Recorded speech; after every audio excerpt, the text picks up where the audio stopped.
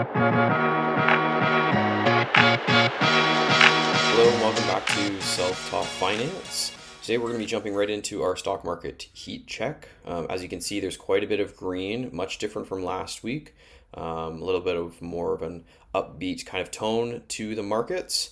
We'll see how this plays out, see if we get a nice bounce back or if we're in for another week of red going forward. So first we have the S&P 500 index. Here we have electronic technology, mostly in the green. Apple still down about 2-ish% on the week. But again, a lot of these stocks, a lot of these companies are trending in the upward direction as of the last week, kind of making more of a recovery play than on the down, except for Meta. Meta's down about 7%. But other than that, most of them overall, the general market seems to be in a kind of slow positive uptick. So let's take a look at our 5-day or our week performance. So as you can see, S&P 500, yeah, up about 1.5% on the last week. Our VIX index, we seem to be down from those highs. It seemed to have peaked at about 26, and that was actually roughly about a week ago or so. And yeah, we're down about 23% from those highs about a week ago. So we'll see if this continues or if it decides to kind of turn back up, see if the volatility increases again. It's really kind of unknown where what's going on with these tariffs. It seems to be very rapid moving, rapidly changing, and yeah, we'll see what happens over the next week. So fear greed index, we're sitting still in the extreme fear category. Not as much as yesterday or a week ago, but still, I would say definitely shaky. Definitely a shaky market. We'll see where this goes. We have the market momentum. Again, we're well down below the 125-day moving average. So we'll see if this kind of breaks through past the 125-day moving average moving forward, or if this little kind of bit of an uptrend here breaks down, and then we probably break down below the 5,500 mark on the S&P 500. Stock price strength, again, pretty weak. You know, these are your 52-week highs and lows on the New York Stock Exchange. Not surprising, we're in the extreme fear category. Stock price breadth, again, not surprising, we're in the extreme fear category still.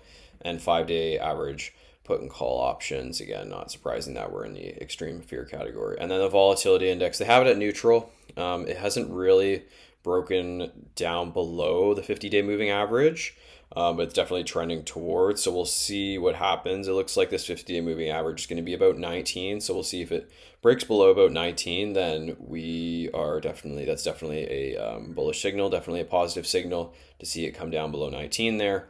But again, we'll see what happens over the next week. And then obviously safe haven demand, stock and bond returns over the last 20 days. Not surprisingly, I don't think this is a big shocker. Obviously, it's an extreme fear. Bonds obviously have been doing better just because stocks have been doing so poorly over the last month or so. And then junk bond demand seems to be in the greed category. All right, so moving to our S&P ASX 200 index. So this is your Australian index. Again, very similar to the S&P 500.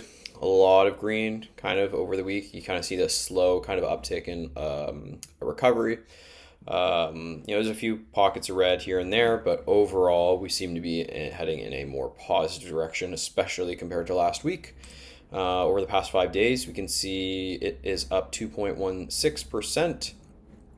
And again, not surprising because of how negative it's been over the past month.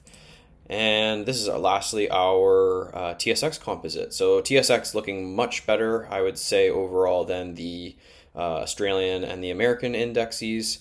A lot of green, a lot of, I would say deep green, which is good to see.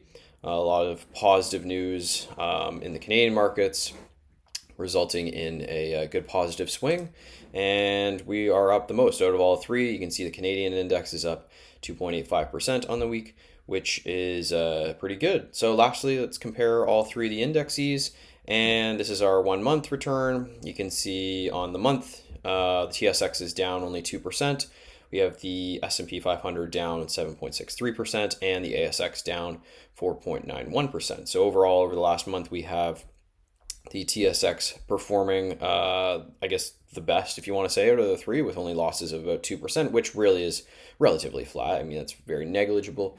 And let's take a look at the last 5 days. Now, in the last 5 days, you can see, again, the Canadian index doing quite well, up nearly 3%. We have the S&P 500 up about 2.12%, and the ASX up about 1.85%. And that's our market heat check.